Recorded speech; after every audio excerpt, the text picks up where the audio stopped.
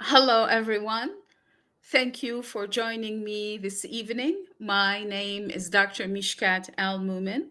I am the founder and president of the Communication of Success, an independent consultancy practice aiming at empowering educators and nonprofits. I also work as the brand ambassador with Quarantine Racism Educational Services. I hope by the end of this live stream, you will connect with me on LinkedIn, YouTube, or Substack. Today, we will be talking about empowering teams, strengthening staff, collaboration, and communication. So, without further ado, let's get started. What does collaboration really mean? Like you, I have attended meetings where everyone felt that the message was vague. I have seen and experienced teams working against each other or trying to sabotage each other's work in the name of collaboration. Collaboration is not endless meetings or polite conversations. You can be so nice to somebody, but still you are not collaborating with them. Collaboration is an intentional process. You intend to work with someone to co create a solution.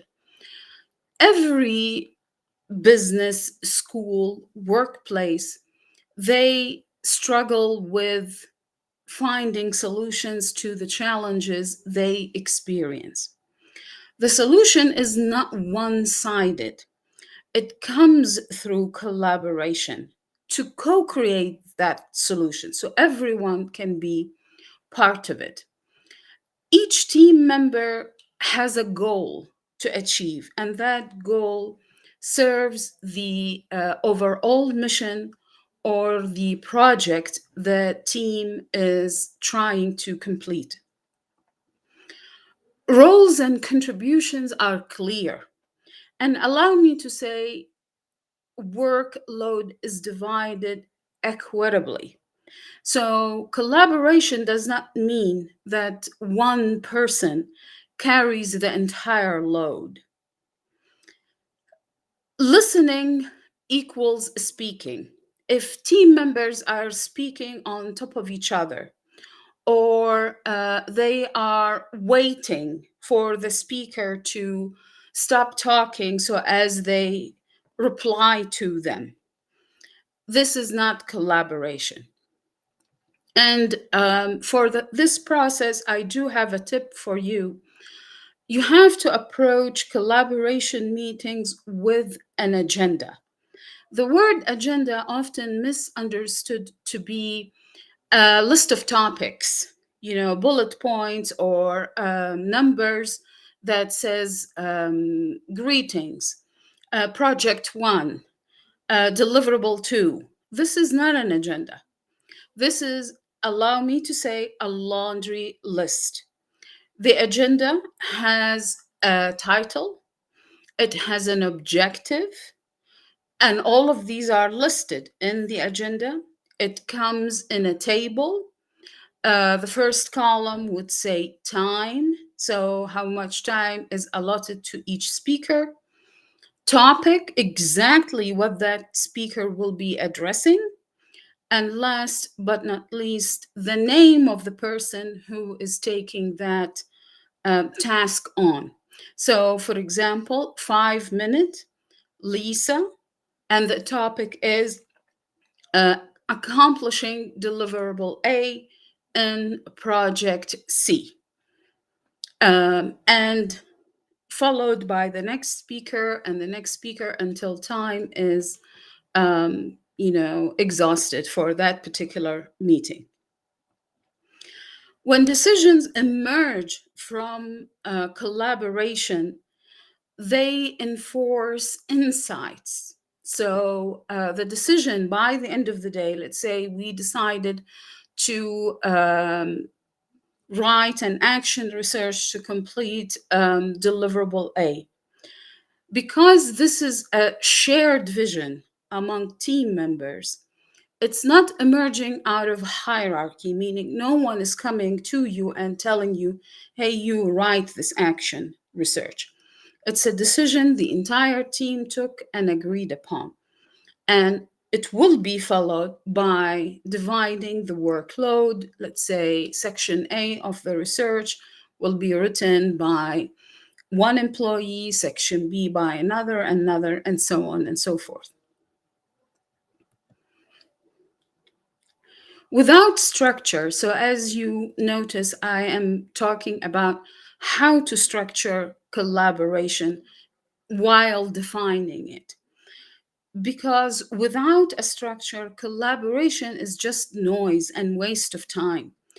The leader would be calling on for a meeting to talk for hours and nothing is accomplished afterwards, or someone will be tasked to complete the entire report or deliver the grant to the end on their own. Without inclusion, the process becomes more like domination. What do I mean by inclusion? Inclusion doesn't mean like you invite everyone. That's, the minimum.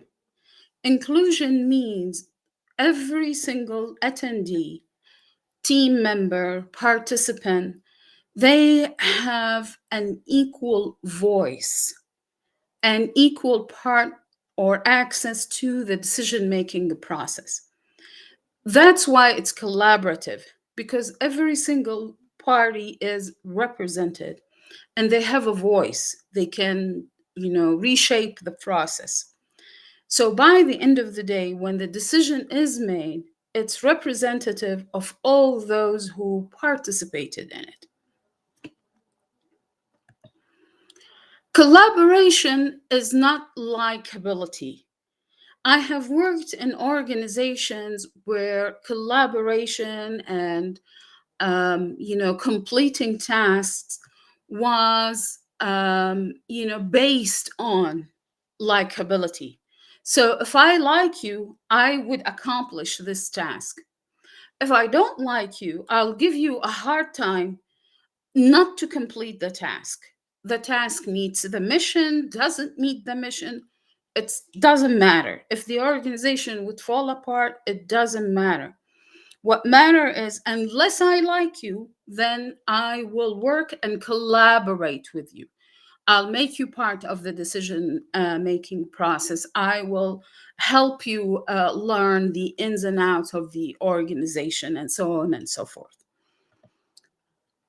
Uh, how do you tell? So, how do you know or differentiate between collaboration and likability?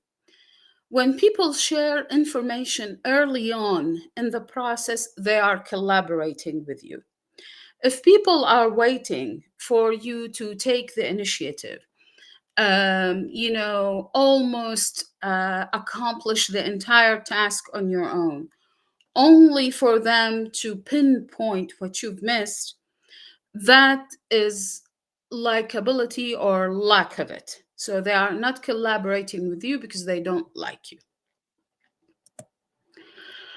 Decisions move faster because there is a mutual understanding that is emerging from collaboration.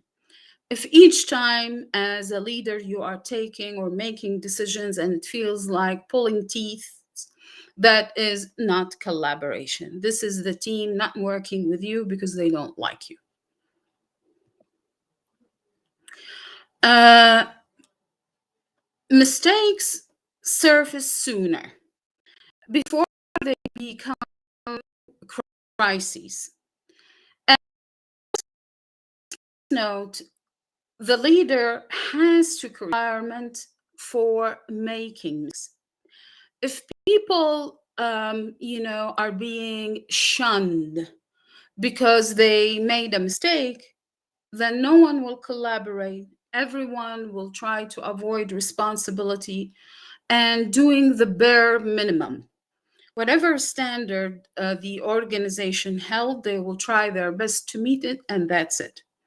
I have worked in an organization where after each facilitating session, they would develop something called a lesson learned. The lesson learned were nothing but pointing fingers at each other.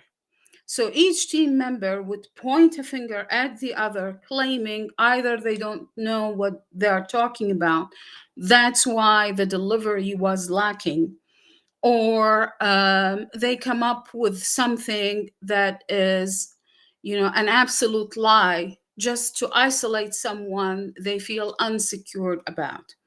I have seen the leader of that particular team literally come between team members and, trying to calm them down or separate them. That's not collaboration. And issues like this are not simply resolved just because we had a team building event. Collaboration means, again, giving every single participant an equal voice to be part of the decision making process. And again, that's why you have respect replacing ego. If you created a safe environment for people to make mistakes, then respect, meaning acknowledging that something didn't go well, feels comfortable. It's not the end of the day. And that's why your ego wouldn't be bruised. Also, credit is circulated. Um, Give credit when credit is due. That is kind of a simple rule, but easier said than done. I have seen leaders who won't give credit because if they acknowledge someone, all the troublemakers in their department will be angry. They weren't included in the process. To avoid all of that, they didn't give anybody credit. Guess what? They punished those who went the extra mile to accomplish the mission, to deliver success, or to bring better results.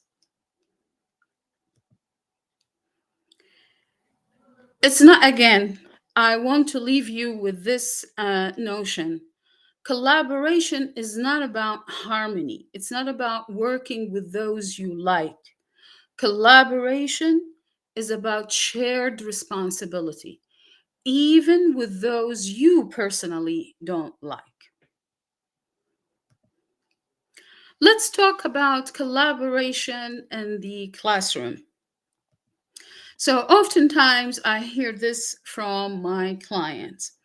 My class has 50 students. How can I collaborate with all of them? I also hear I teach online or I teach virtually. How can I collaborate and work with those whom I don't meet in person or talk to face to face? I teach fourth graders. What does collaboration look like at that age? So let's break it down and explore each scenario. For large classes, I have this strategy. Divide students into micro teams of 4 to 6, depending on the size of your class. The caveat is this: teams will become cliques if roles aren't rotated or reshuffled. That's one caveat. But the caveat that I have seen time and time again, the work is divided just because. So I attended classes where students were asked to share. They were presented with the materials to explore. Then the teacher would ask them, discuss amongst yourself, talk about what you have seen. And usually, when I observe a class, I try to sit in the back next to the to the students. And I could hear them say, "What's there to talk about?" Um, it's a yes or no question. Or, the teacher showed them a video and the video exposed all the answers. So, what's there to talk about? So, they try to do it out of respect for the teacher, but there's no meaningful learning purpose in dividing the work. So, when we talked about collaboration and what it is, we shared that the work is about shared responsibilities towards a specific goal. So, why are you dividing students into four groups or six, aside from the class size? Assign one clear task or question per team. So, if you have a task for the entire team, divide it into portions. Each group will complete one. The easiest way to kind of imagine this scenario, if you have a reading passage, let's say, or a book, each group will read one chapter, and they have to meet and discuss to answer some of the questions that you've assigned per team, so as they can understand the entire book at the same time. They can learn more from each other. Unclear directions, it sounds simple, but it's really more than that. um, I am still, completing my second doctoral degree. So my academic journey has been, very rich across borders, cultures, different classes, and dynamics. And oftentimes, the teacher, or the professor, because they are very close to the topic they are teaching, they deliver unclear directions. Sometimes, for me personally, when I want to write my directions, I run it by someone who is not attending my class, just to make sure that all the directions I'm providing are clear. If they can understand it, then I feel better about it. It doesn't mean that I did that for every single instruction I wrote. No. But sometimes, as a teacher, you debate something.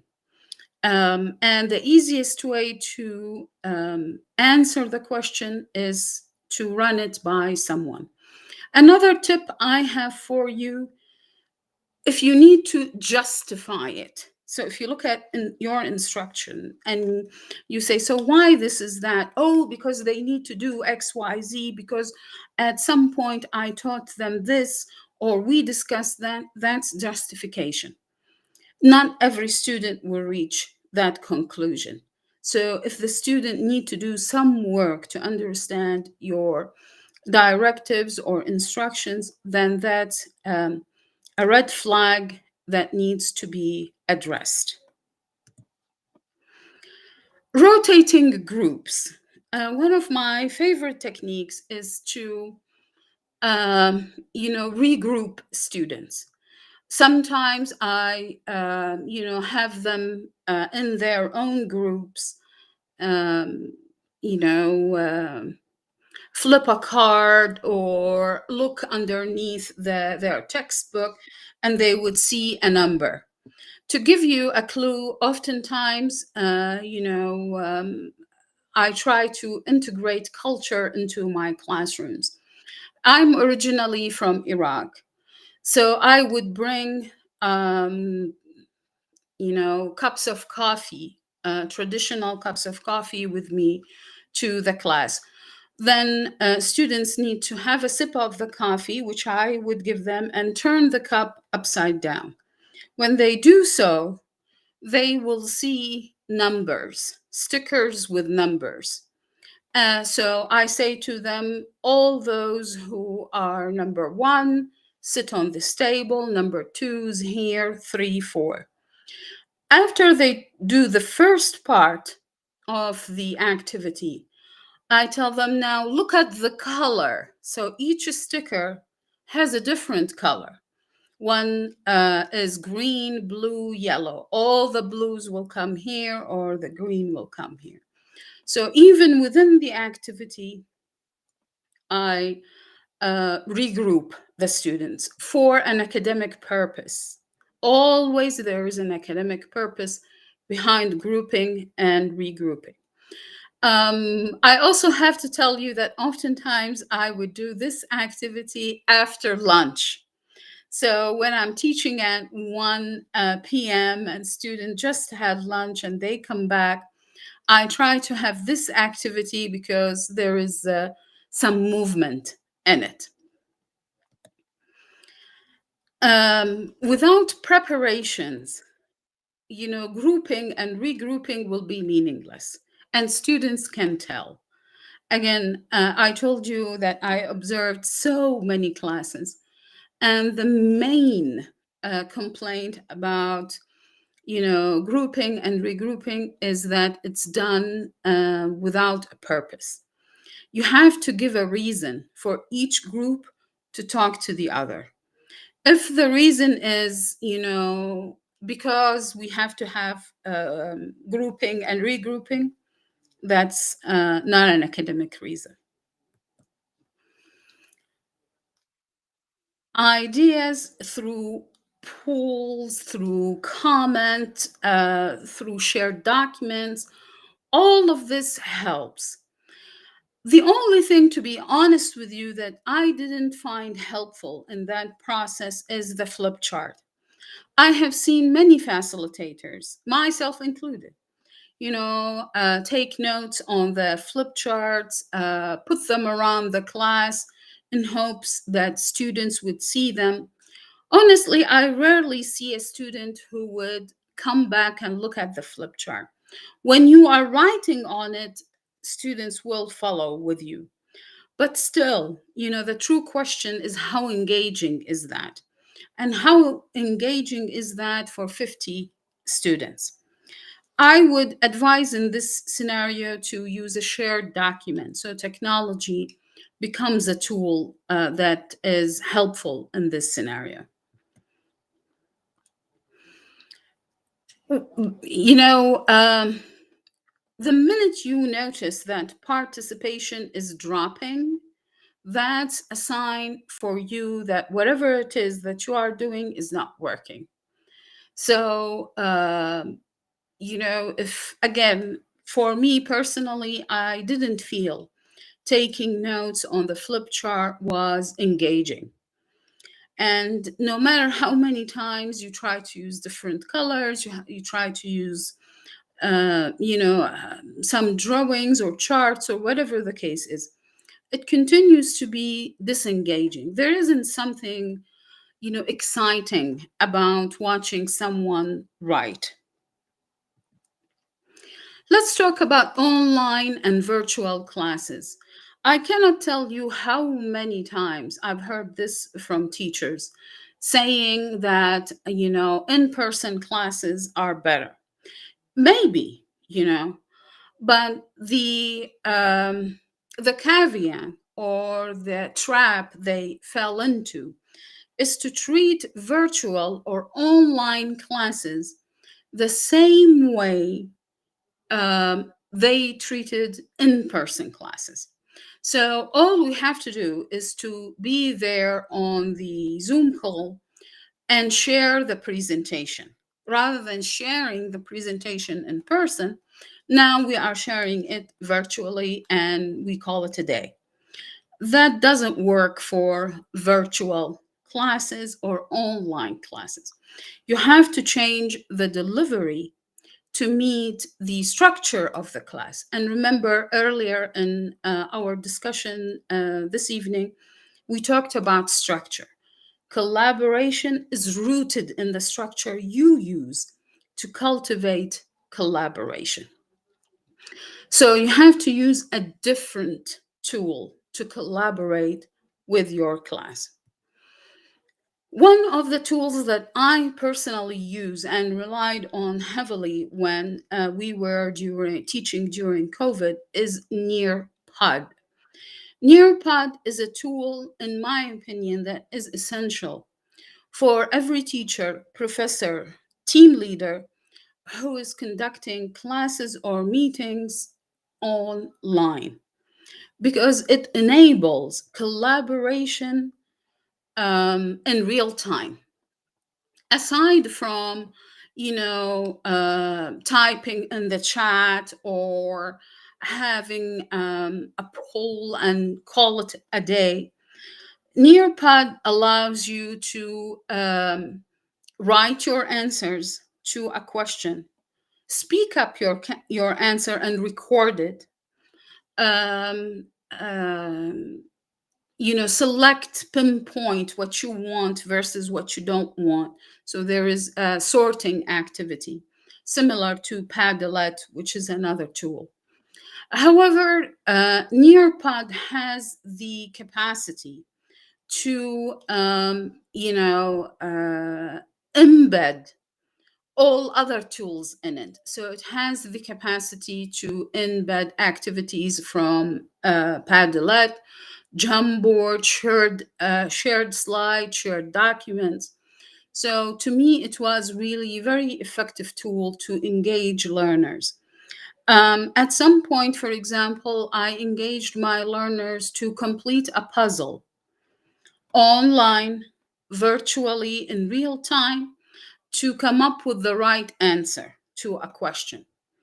I also use it to design courses for judges who are seeking to complete their judicial education. However, they did not have the time to leave their busy dockets and attend. Um, I included case studies, I included analysis, sorting activities, discussions, readings. All of that you can do online. Again, what I didn't do was to have a PowerPoint and ask the students to watch it, or I walk them through it and call it a day. In this case,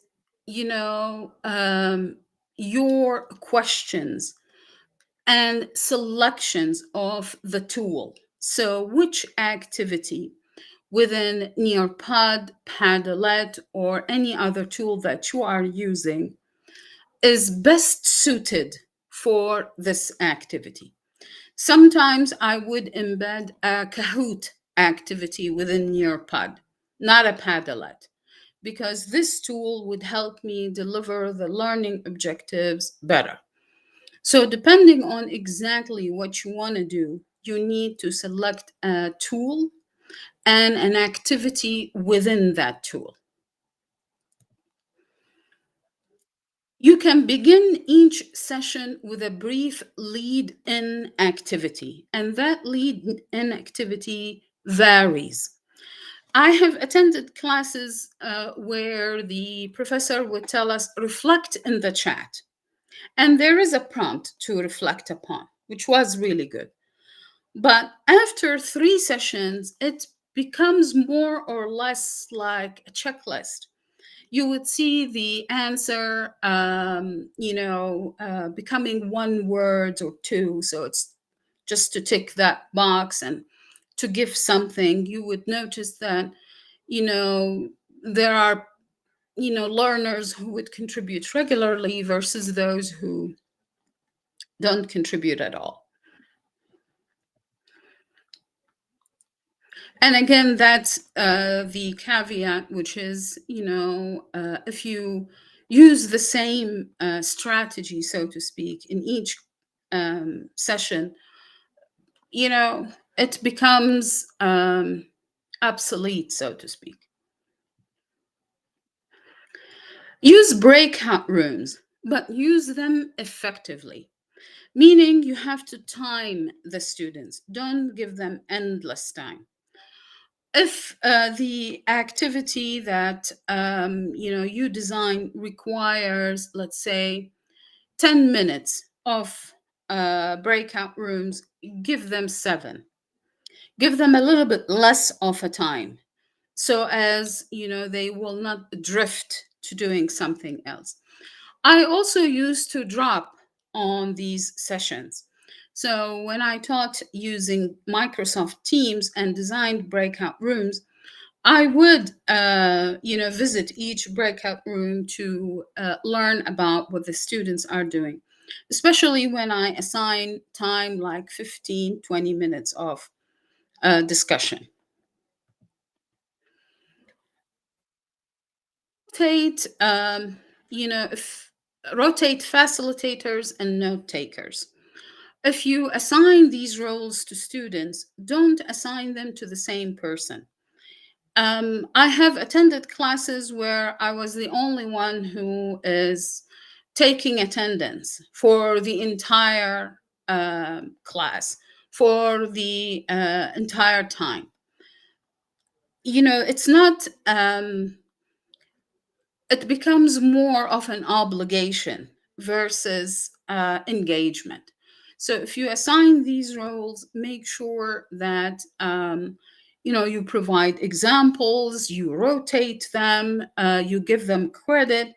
It doesn't mean that you have to give them academic credit, but acknowledge their effort.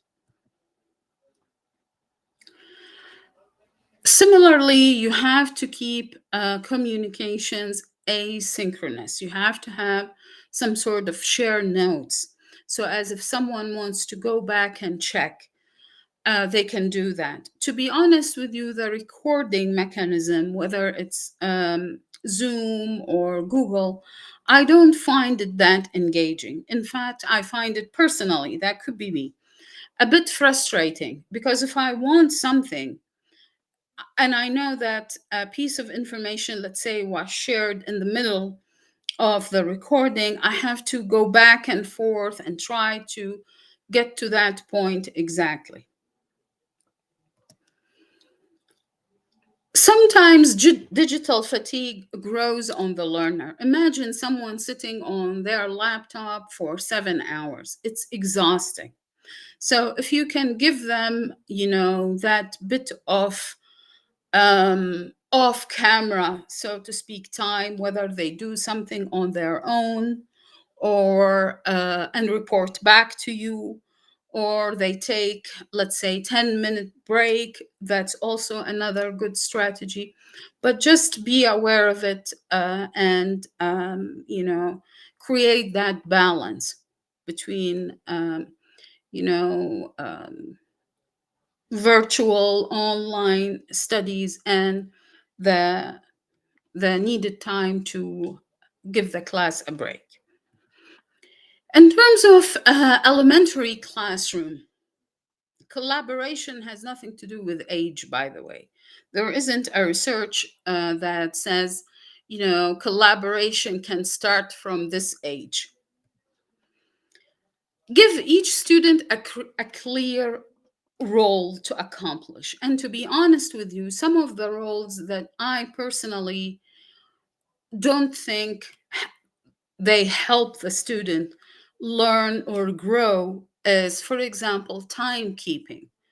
If the student is busy looking at their watch and trying to make sure to call the time, they are not focusing on instructions or learning. They are focusing on the clock. So help them become, connectors of ideas, question builders, evidence finders, summarizers, and you have always to kind of rotate, even encourager, someone who would encourage the class to do something, or perspective shifter to shift the narrative or the class focus from negative to positive.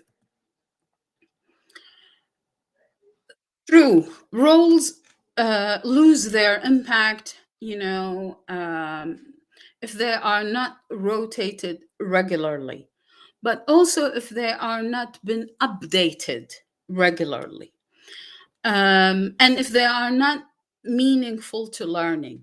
Each activity, each action you take in the class, it has to do with learning.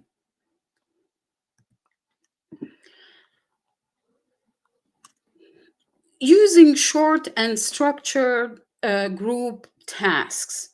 Of course, you will need visible outcomes such as a chart, a poster, anything that is tangible. But it needs to be, short and sweet so as it can fit the hour, so to speak, and students can have something out of it. The abstract task leads nowhere. And this is, to be honest with you, this is true for children and adult learner. The abstract task is difficult to relate to. So learners will drift. But if you bring it to reality, then learners will connect with you. Frame collaboration as storytelling. Storytelling is one of the most successful techniques for presenting information, sharing information, and helping the class collaborate to solve a problem. I want to ask you this. Do you still remember the story your grandma told you or your mom told you before bed? I still do. So that shows the impact, the power of storytelling. If you can bring that power, that emotional association with the characters of the story to your classroom to build something, to build an idea together, then that is successful delivery of an academic learning point. You have to guide your students, so you have to be with them, kind of guiding them here and there each time they struggle or each time they feel lost. You bring them back to the learning objectives or the outcomes that you are trying to achieve in this particular hour. Celebrate efforts and teamwork publicly. Again, you know, earlier we talked about giving credit when credit is due. If your job as a teacher, professor is just to celebrate correct answers, then guess what? Students will focus on using AI. They feel disconnect from the class. The learning process will go down the drain if all we focus on is correct answers. And oftentimes, teachers, professors who would focus on correct answers, they are, losing the value of partnering with students. There is something a student can teach you, and all you need to do is to collaborate with them to learn from them. But if you are so busy focusing on just the correct answer, pinpointing what they missed, you are not connecting with them at all. The other thing is that praise feels empty if it's the same for everyone. If each time you say, "Yay, that's the correct answer, wonderful," by the end of the day, the student will maybe feel excited the first time, the second time, the third time, it will become meaningless. But if you tell them why you are praising that particular student and how can they do more of that, that's a different story.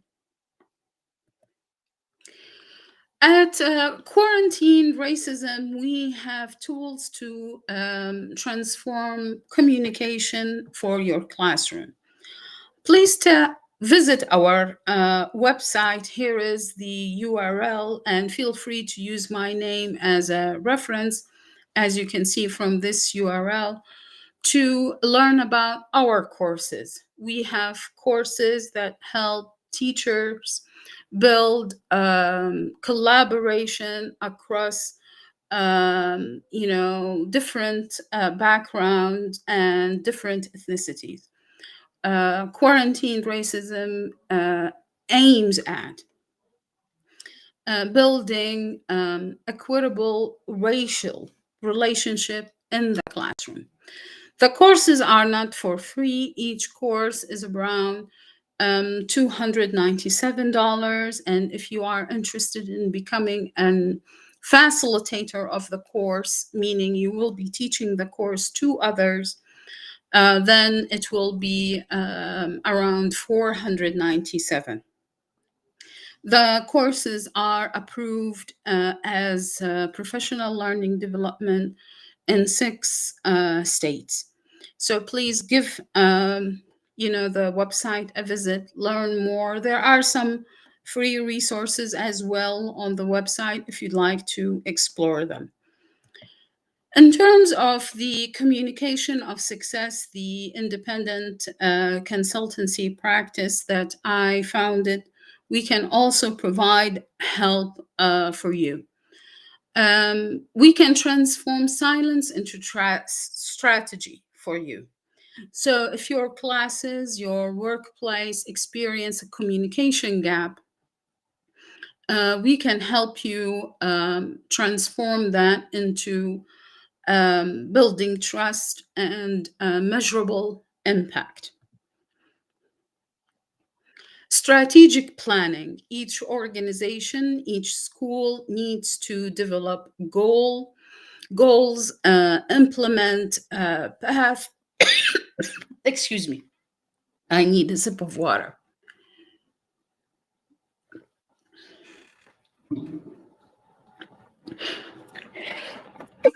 Sorry.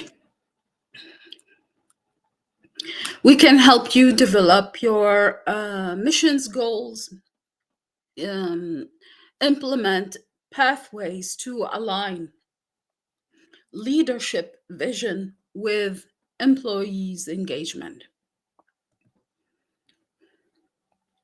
Develop communication policies.